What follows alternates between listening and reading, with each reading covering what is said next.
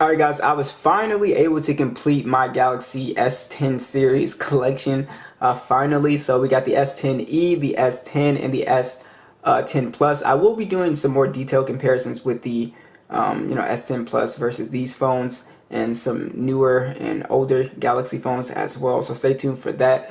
But really happy about this because I finally got a good feel for this S10 series in a whole. So I still think this is definitely an excellent buy for people who are in the market for a older flagship phone, but you definitely don't want to spend a ton of money. That was loud. You definitely don't want to spend like a ton of money. So the prices on these phones are just phenomenal. So that's why I always push this on my channel, because man, these are just going to be just much better than, I won't say much better, because there are some downsides to older flagship phones versus these newer mid-range phones with the high refresh rate and the massive batteries and stuff like that. But these phones, they have so much to offer for an extremely cheap price, and honestly I would say they're kind of better than a lot of mid-range phones because of the price point. So you can pick the S10e up for 200 bucks, S10 up 250 bucks, and then the S10 Plus you can pick up for a little under 300, but they usually hover around 300. Anything like under than that, be aware that they might have like screen burns and stuff like that. So I would really just pay like the price for a good one.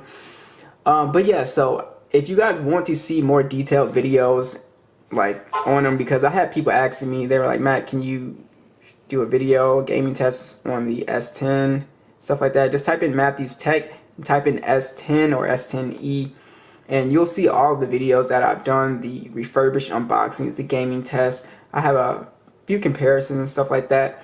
So go ahead and check those out, guys, for all the new people on the channel. Alright, so basically, I'm not going to be long here, but what I really like about these phones is that, one, they all get software updates pretty speedily. Or that's not the word I wanted. They get software updates pretty fast, right? So security patches are pretty good on here. Samsung does an excellent job, especially with the S10e. When I got it, it's just been getting updates and it's been getting faster, and they've just been fixing a lot of bugs. So it's just been an awesome experience software wise. I know a lot of people have mixed feelings about One UI, but I really think it's really polished with Android 11. It's pretty nice. So all of these phones have the Snapdragon 855 as well, guys. I would highly recommend you only get a Snapdragon version of these phones. Battery life is going to be better, and also your gaming experience is going to be better. I was able to get the Fortnite 60 FPS, and it plays pretty smoothly, and that is only with the Snapdragon versions. I have no clue about the Exynos. I wouldn't roll the dice on it, guys. Go for the Snapdragon version. But yeah, so there are like these little minor differences that I want to just go over with these phones just real quick. So obviously you can see this size difference with the displays. That's going to be a big thing for people. 5.8 inches, again, going to be good for people with smaller hands. I can palm this thing easily. It's not a strain using it and stuff like that. It feels really good in the hand. Just an awesome experience for people who like smaller phones. S10 is kind of like in the mix of the Plus and the S10e. 6.1 inch display, and it's not like it's it's not too big. It still feels kind of compact for 2021, because you guys remember the standard for screen size now is around 6.4 to 6.8 inches. They don't even really make phones with a 6.1 inch display like that. So it's kind of in the middle there. So if you don't want something too small, you would go for the S10, and then the S10 Plus at 6.4 inches. I'm gonna be honest, it's still, because let me show you guys something.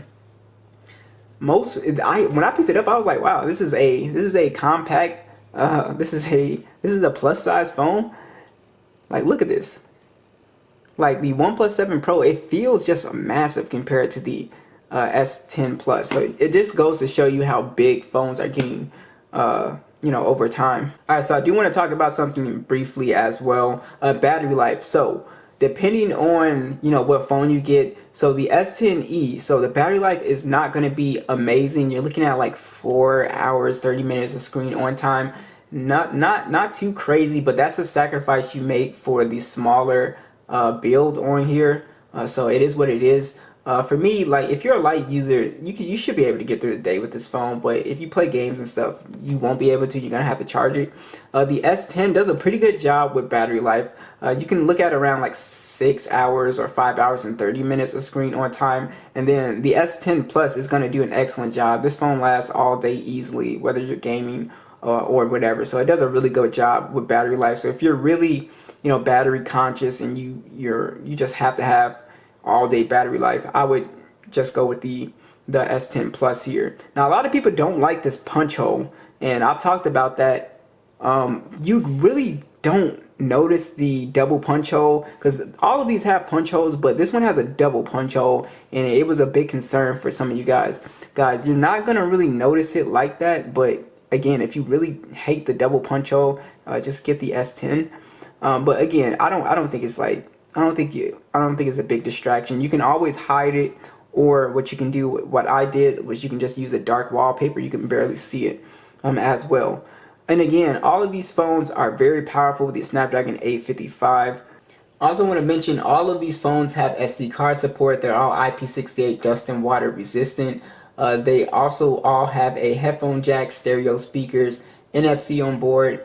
I do prefer the physical fingerprint scanner on the S10e. I think it's better than the in-display fingerprint sensors on the S10 and S10 Plus. So I do prefer that. They all actually have Samsung desktop support as well, which is really awesome. And they're about the exact same in speed. I did a gaming test. They all play games the same way. They all do a phenomenal job. Check out those gaming tests.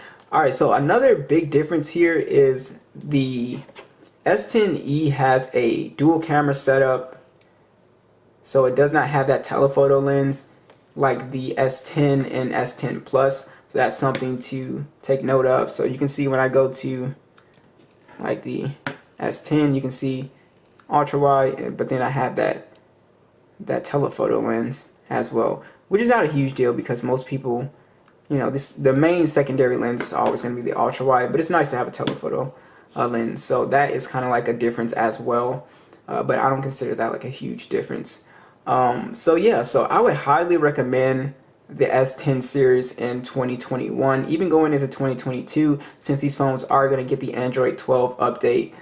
So these are just awesome piece of hardware, guys. Beautiful displays, still great premium hardware. Samsung does a great job with security patches and fixing bugs and stuff like that, just making these phones really fast and really good over time. So I really don't have any complaints with these phones. I really enjoyed the S10 series this year. It's a great older flagship lineup, and I guess next we're gonna work on the S20 series as well. So we're gonna check that out, even though I don't consider that to be older flagships, but we're gonna work on it anyway and try to get those phones in here. So be sure to let me know what you guys think, what phones you guys want to see next on the channel. Be sure to let me know, and I'll catch you guys in the next one.